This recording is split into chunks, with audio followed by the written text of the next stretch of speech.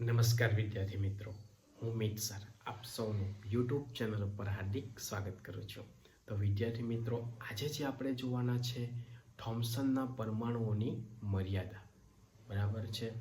બરાબર સમજો ખાસ કે થોમ્સનના પરમાણુઓની મર્યાદા શું છે. બરાબર, તો થોમ્સનના પરમાણુનો નમૂનો બરાબર એવું સૂચવે છે કે પરમાણુ જે છે વીજભારની દ્રષ્ટિએ કેવો છે? તટસ્થ છે. બરાબર, અને અન્ય વૈજ્ઞાનિક આ પરમાણુના નમૂનાને સમજાવી શક્યો નથી. બરાબર, તો ત્યારબાદ તેના પછી જે નવો વૈજ્ઞાનિક આવે છે અર્નેસ્ટ રુધરફોર્ડ. બરાબર, એ આપણો ખાસ છે. બરાબર, તો અર્નેસ્ટ રુધરફોર્ડ એવું કહે છે, બરાબર, એ એવું જાણવા માંગતા હતા કે તે પરમાણુની અંદર ઇલેક્ટ્રોન કેવી રીતે ગોઠવાયેલા છે. બરાબર, અર્નેસ્ટ પરમાણુનો નમૂનો છે. બરાબર, એ વૈજ્ઞાનિક એવું સૂચવતા હતા કે એની અંદર ઇલેક્ટ્રોન કેવી રીતે જકડાયેલા છે. બરાબર, કેવી રીતે ગોઠવાયેલા છે. તો આ પ્રયોગની અંદર સોનાના પાતળા વરખમાં ઝડપથી ગતિ કરતા આલ્ફા કણોનો મારો ચલાવ્યો. બરાબર, ઝડપથી ગતિ કરતા આલ્ફા કણોનો મારો ચલાવ્યો.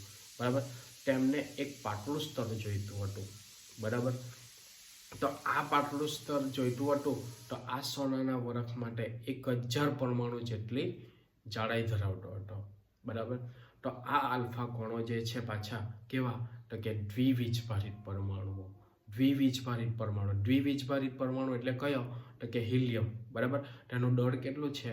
4u જેટલું. બરાબર, એટલે ઝડપથી ગતિ કરતા આલ્ફા કણોનો જે માત્રા બરાબર નોંધપાત્ર પ્રમાણમાં એ શું ધરાવે છે? તો કે એ પોતાની ઉર્જા ધરાવે છે.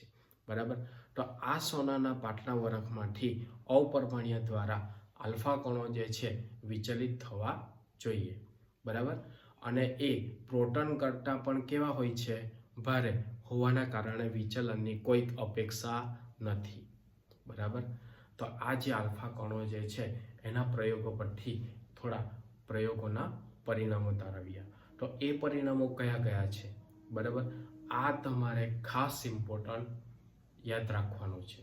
બરાબર, કે કયા કયા પરિણામ મેળવ્યા એના પરથી? બરાબર, કે ઝડપથી ગતિ કરતા મોટાભાગના આલ્ફા કણો જે છે બરાબર વરખમાંથી સીધા પસાર થઈ જતા હતા. બરાબર, અને કેટલાક જે આલ્ફા કણો જે છે એ સોનાના વરખ પર બરાબર ઓછા અંશના માપના ખૂણે વિચલિત